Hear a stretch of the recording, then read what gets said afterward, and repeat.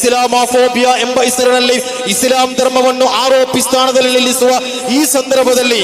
ಪ್ರೀತಿಯ ಪ್ರತಿಭೆಗಳೇ, ಯಾವುದೇ ಕಾರಣಕ್ಕೂ ಕೂಡ ನಿಮ್ಮಲ್ಲಿ ಅಡಕವಾಗಿರುವ ಪ್ರತಿಭಾ ಶಕ್ತಿಯನ್ನು ಈ ಒಂದು ಸಾಹಿತ್ಯೋತ್ಸವದ ವೇದಿಕೆಗೆ ಸೀಮಿತಗೊಳಿಸದೆ ನಾಳೆ ಈ ಸಮಾಜದ ಬಗ್ಗೆ, ಸಮುದಾಯದ ಬಗ್ಗೆ, ಈ ಧರ್ಮಕ್ಕೆ ಏನಾದರೂ ಅನ್ಯಾಯವಾಗುವುದಾದರೆ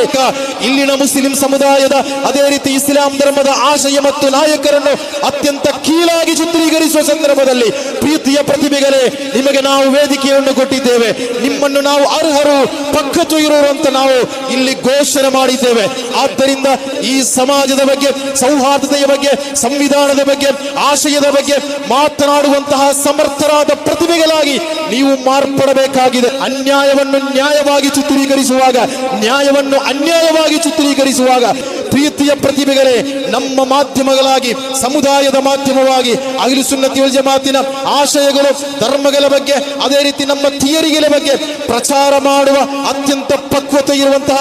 ಮಾಧ್ಯಮಗಳಾಗಿ ಪ್ರೀತಿಯ ಪ್ರತಿಭೆಗಳೇ ನೀವು ಮುಂದೆ ಬರಬೇಕು ಅಂತ ಈ ಸಂದರ್ಭದಲ್ಲಿ ಹೇಳುತ್ತಾ